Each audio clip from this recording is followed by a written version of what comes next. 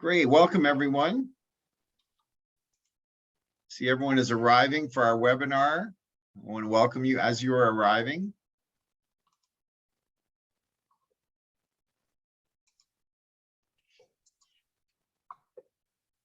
And people are still coming into the room. We have 50 participants, 55. The number is growing. We just blew past 60.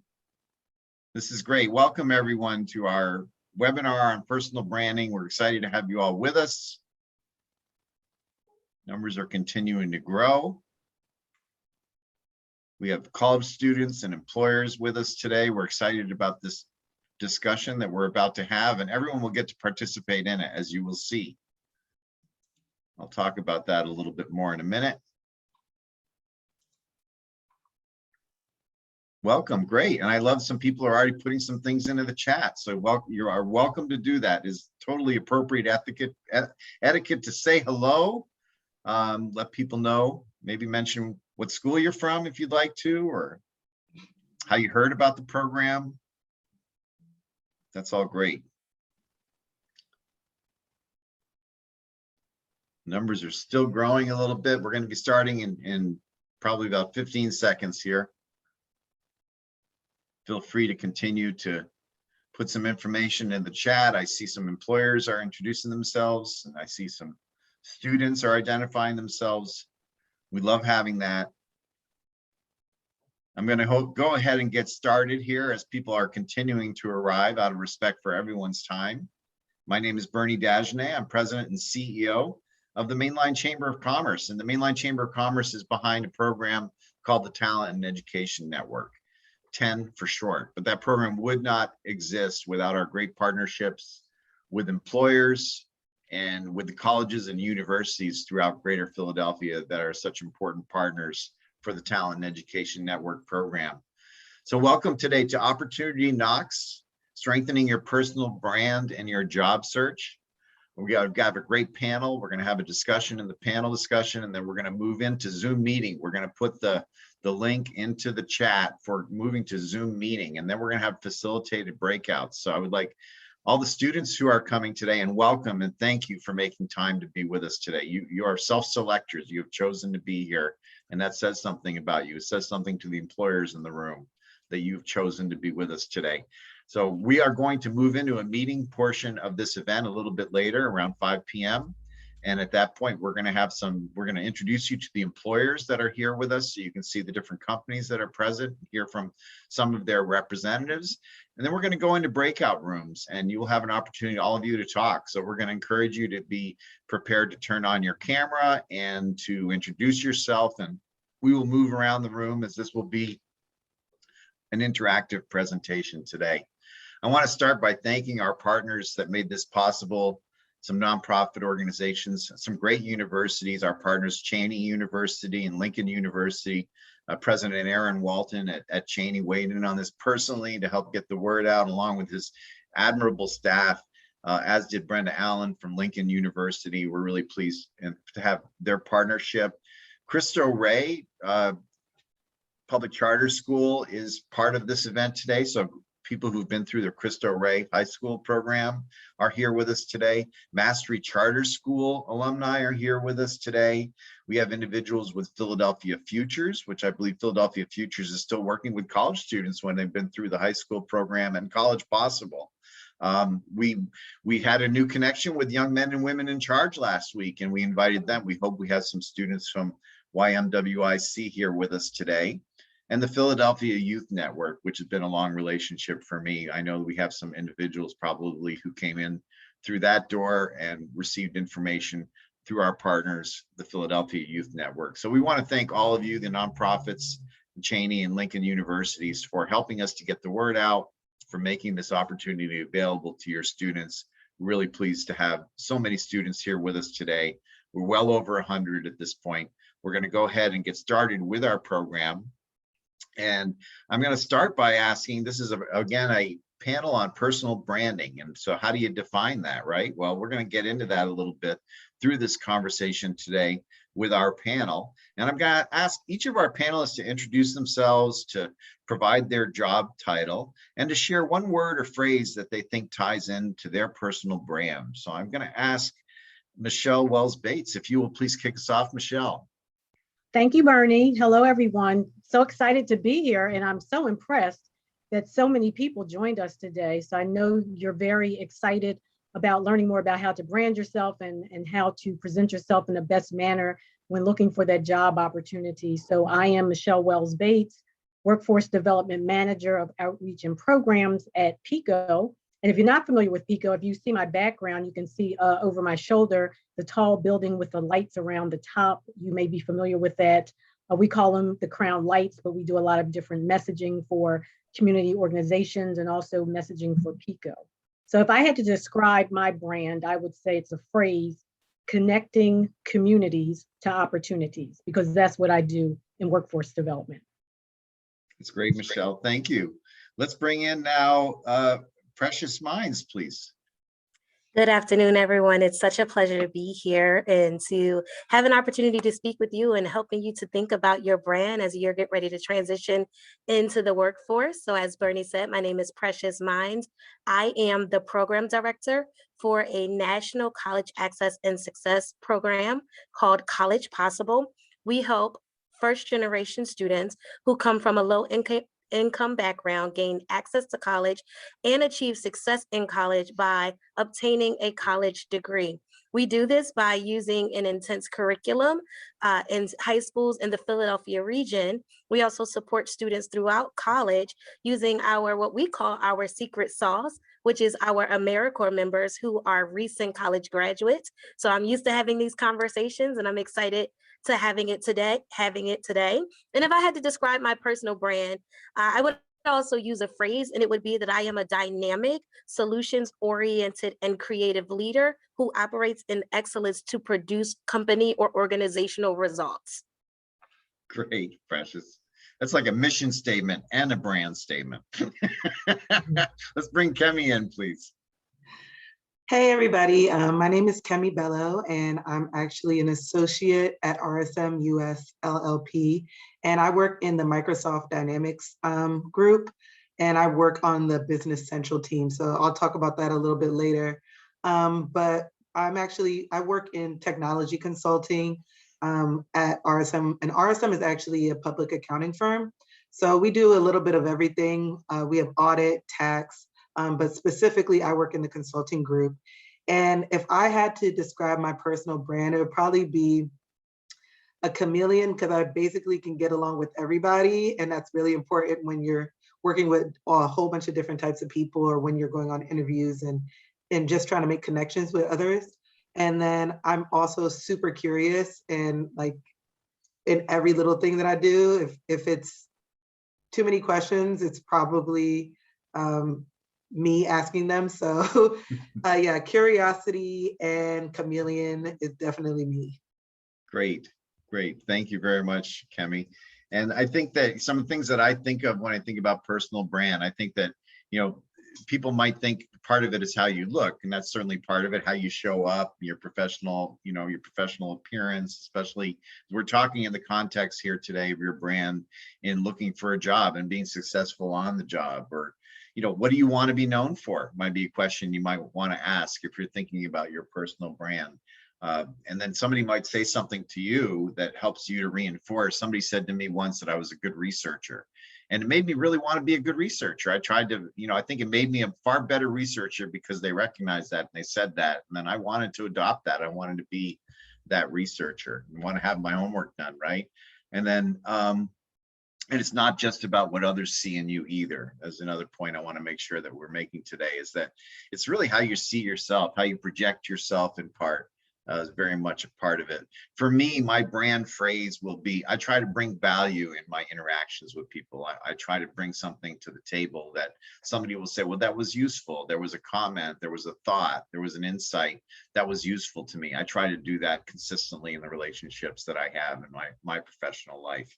I'm going to now ask everyone to talk a little bit about how do they define that personal brand in the context of a job hunt? I talked about a couple points that I thought were important. Michelle, what do you think are some important concepts when you're thinking about your personal brand? It's not a black and white, it's something you have to kind of get your head around. I think we can do that today. But what do you think of, Michelle? I think of how do I make myself stand out from the crowd? So especially on a job or looking for a job, there are going to be some number of other people with my same credentials, having gone to college, worked in different extracurricular activities, or maybe a part-time job or internship. So what is it that I do that I can differentiate myself from the crowd and establish myself such that people will look at me and say, that's someone I want to hire. That's someone I have in mind for that next level position. Kemi, what do you think?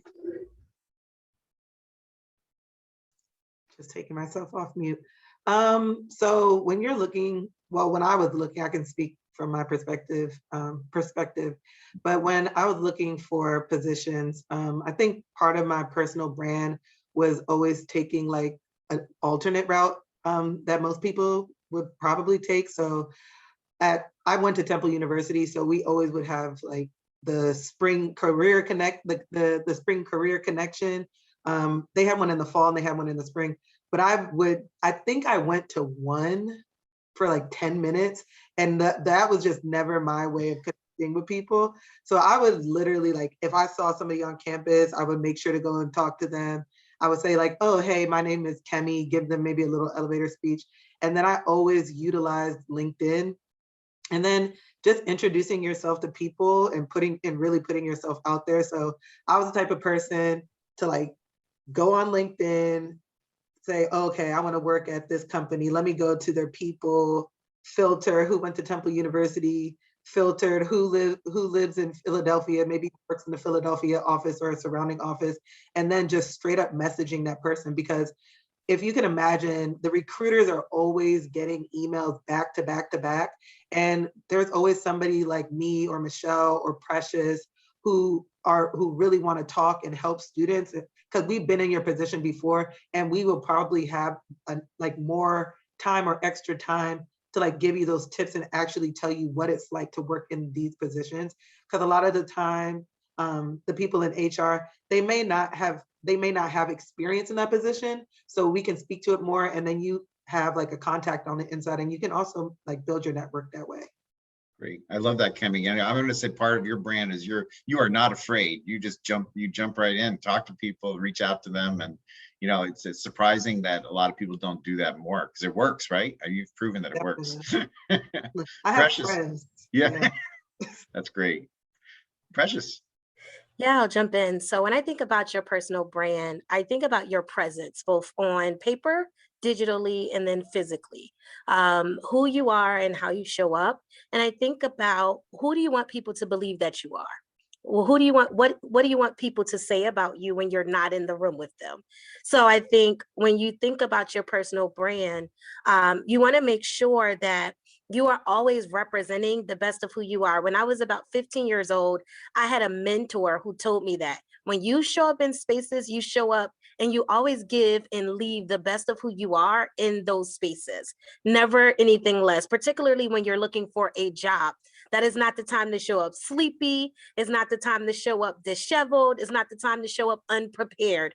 It's the time where you show up the best of who you are in that space. So that means that you are prepared. It means that you are energetic, charismatic, if necessary, depending on the individual that you are speaking to. I think it's all about your presence. Your presence should captivate the space that you are in, particularly when you are pursuing a career.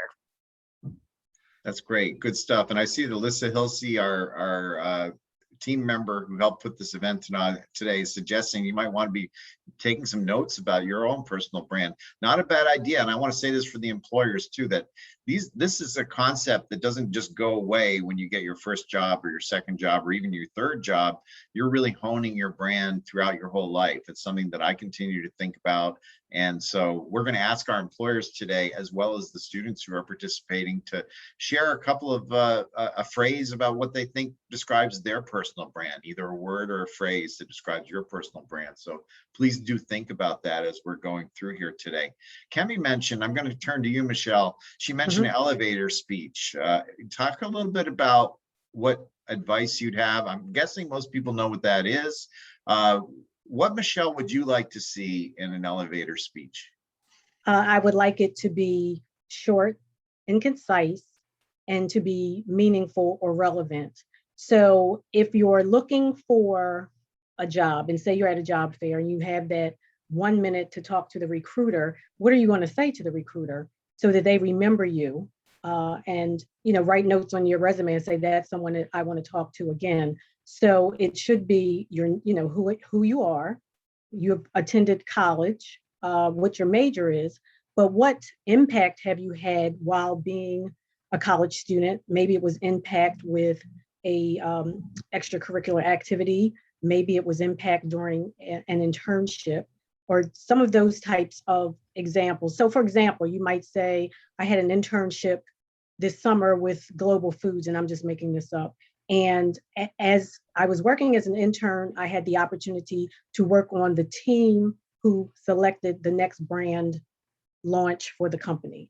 I was able to do various research. I was able to put together a project plan so that that brand could be executed to launch, but really name the activities or the things that you were involved in that created impact. So it's just not, okay, I have a 4-year degree and I worked as a stock the shelves, whatever it is that you worked.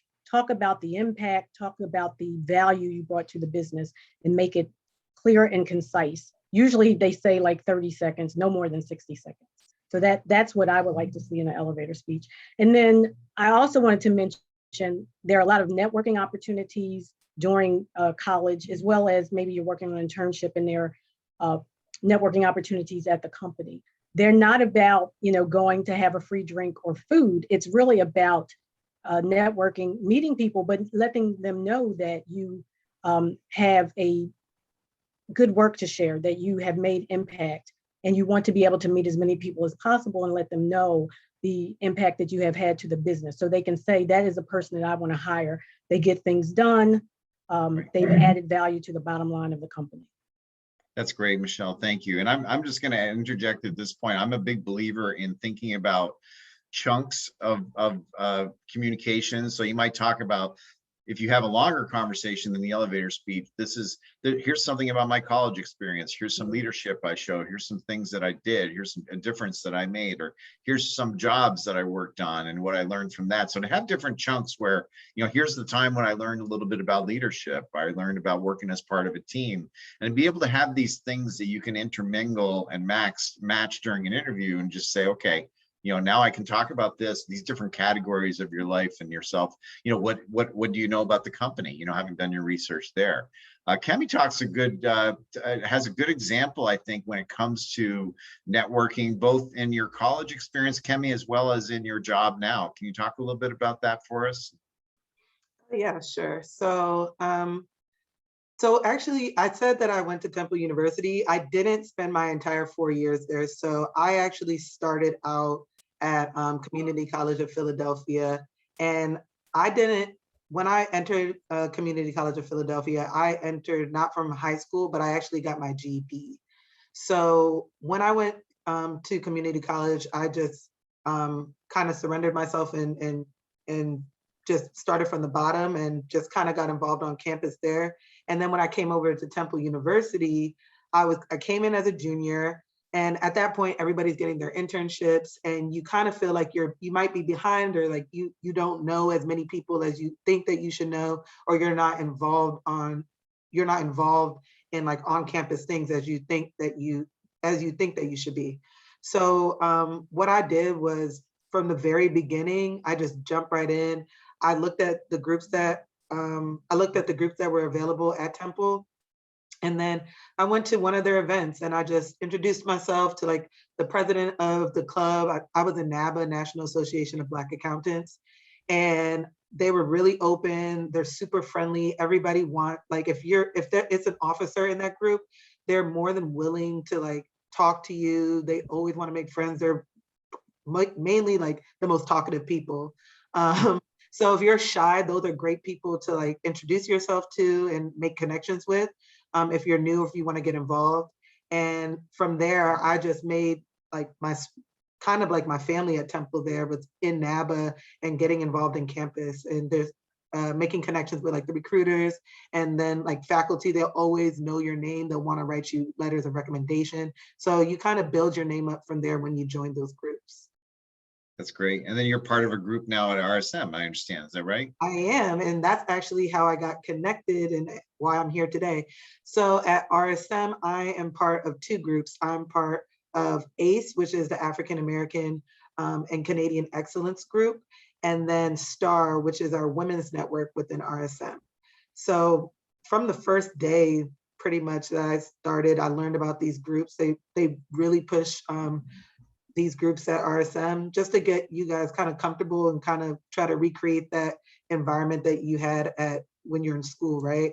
So in STAR, they give you opportunities to kind of take leadership, maybe lead some breakout rooms and start a lot of conversations.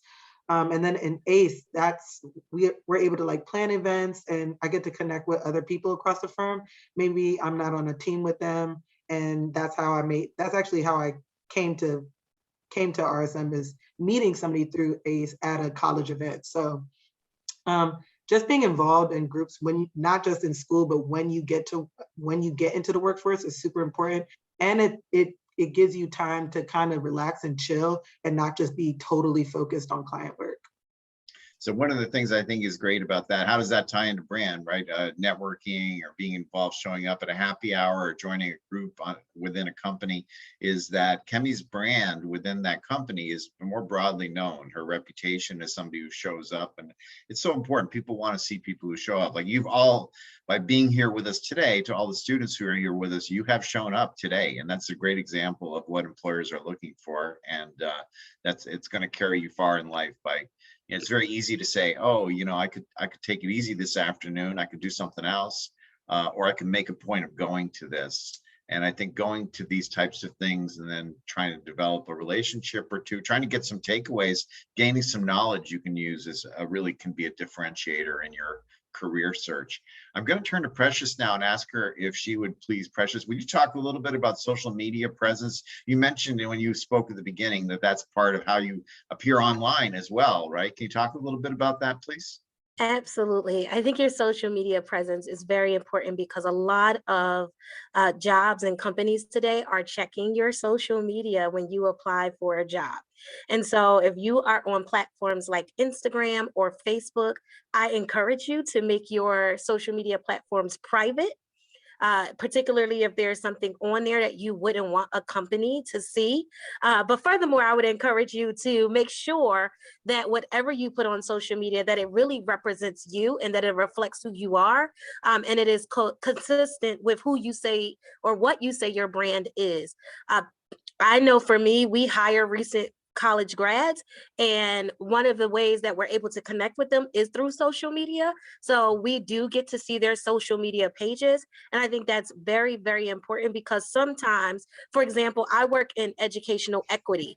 If I am saying that I am an advocate for educational equity, but everything on my Instagram feed goes against that and it doesn't speak to who I say I am, it's contradictory and it will be a turnoff to an employer. So I think your social media brand is very, very important. I think it's fine, to show your social life, to have fun, but also be mindful and use discretion because, as I said earlier, Bernie, you are who you are digitally. Those pictures do not go away. Screenshots exist and they can come back to haunt you. Things that you say, we've seen this specifically during the last few years with the racial uprising, that people from a lot of companies have made statements and people have been able to track them back to their companies, and they now are the general public is holding the companies responsible and accountable to deal with those employees. So you want to be very, very mindful of what you say on social media. And then the last thing I'll say about that is make sure that you utilize LinkedIn. If you are at the point where you are searching for a job, and most of you, I believe, are that's on here today, utilize LinkedIn. You'll see I've already put my LinkedIn in the chat. Feel free to connect with me because that's the first place that employers are going to go to look. Because if you have a LinkedIn profile, it says that you are serious. It says that you are ready for the workforce. And so make sure you have a LinkedIn profile. Don't worry about not having a lot of employment to be able to leverage. Like Bernie just said, highlight some of your leadership experiences in college, some of the clubs that you joined and had an opportunity to participate in college. Put those things on your LinkedIn, and I promise it's going to help you to stand out amongst the crowd. That's great. At this point, I'm going to describe, before I turn over to Michelle to talk a little bit about this world that we're in, where we're all on cameras and dealing with laptops and phones and doing interviews virtually. I'll ask her to address that for a minute. But I want to first just remind everyone that this is a two-part program that we're going to be moving from Zoom webinar into Zoom meeting in a short time. And there is a link, I believe, that is in the chat. Yeah, there is. And I think it's probably going to show up again in the chat, where in a few minutes, we're going to encourage you to click on that link and to move into Zoom meeting. And at that point, we're going to ask you to participate in some breakout rooms. You get to meet all the employers that are with us. By the way, we're up to 130 participants. Oh, awesome. So I hope that many of those 130 participants will join us in the meeting room. I can tell you that there's whole additional value that will come out of your participation today if you do participate in the meeting portion of today's event. So we hope you're able to do that. And I'm going to ask Michelle, just when you think about cameras and interviews and meeting people, I see you're using a virtual background. I don't think you're standing in front of a river, right? Right. So what do you think about? Well, really, there's no difference in being in person versus being virtual. So don't get, I guess, kind of sidetracked about being virtual. Anything that you would do in a personal interview, a one-on-one interview, or in a meeting, I would say to do the same thing while you're virtually. So certainly turn your camera on. And if you're concerned about, what might be in the background, then like my background, or choose a background that you can utilize to, if you don't want, people to see into your home or see your space, or you feel that your space is not adequate. But it's definitely good to turn the camera on because you want to have eye contact and establish rapport with the person that you're talking to. You also want to make sure that there is minimal interruption. So find a space that's quiet, where you don't have interruption, or try to rearrange your day such that if there are people coming and going, or some activity, that you don't have that during your interview. And I would just say that don't do anything that you wouldn't do in person. So it's not like you're going to be sitting there eating lunch or having a TV on in the background, or a radio or something. This is your time to shine and have one-on-one time with that person virtually. And the other thing I'll say, also use it as a networking tool. So if you are working, say, an internship, set up some meetings maybe with your direct supervisor, with some of your colleagues, to stay connected.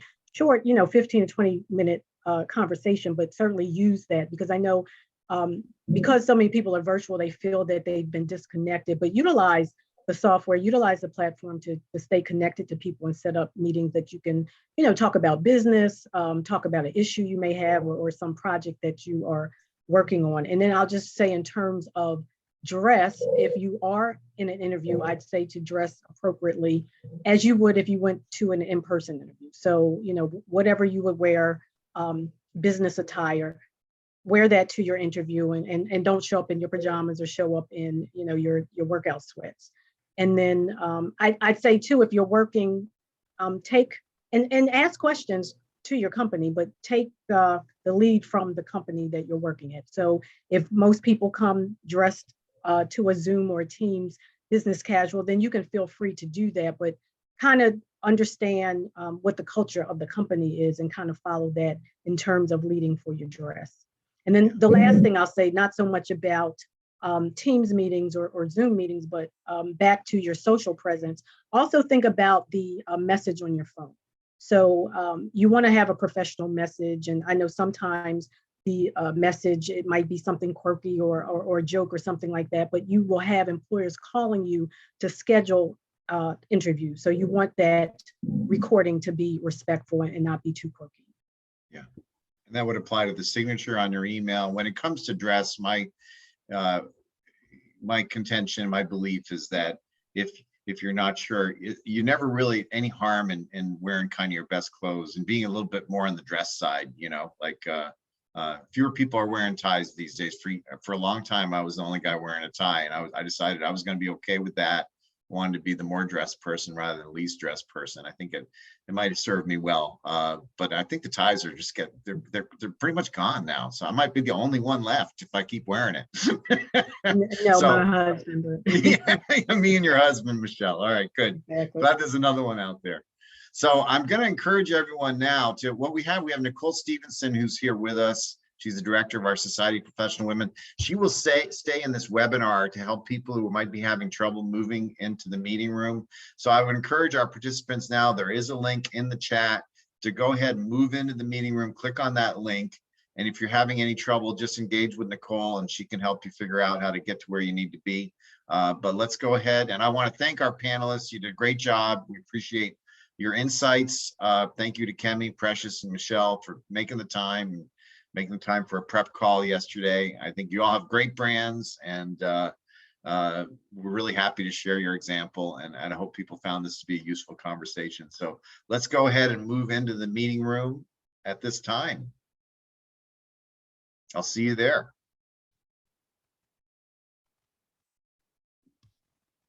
Hi, everyone. I'm Nicole Stevenson. As Bernie said, the meeting link is in the chat. You can just leave this event by just clicking on the next Zoom info chat you have. If you're having trouble with that link, I'm also going to give you my email address. You can email me and I could just shoot you over the link as well if that's easier for you. So if you're having trouble accessing the chat box, it's the little box that should be at the bottom of your screen. If you open the chat, you will see my email address, which if you can't get to the chat, my email address is N as in Nicole, Stevenson, STEPHENSON @mlcc.org. And so you can either email me and I'll shoot you the chat link really quickly, or you can open up your chat box at the bottom. It looks like we have around 40 people. So everyone seems to be getting the link pretty well. I'm going to also just shove the link back in there again one more time for you.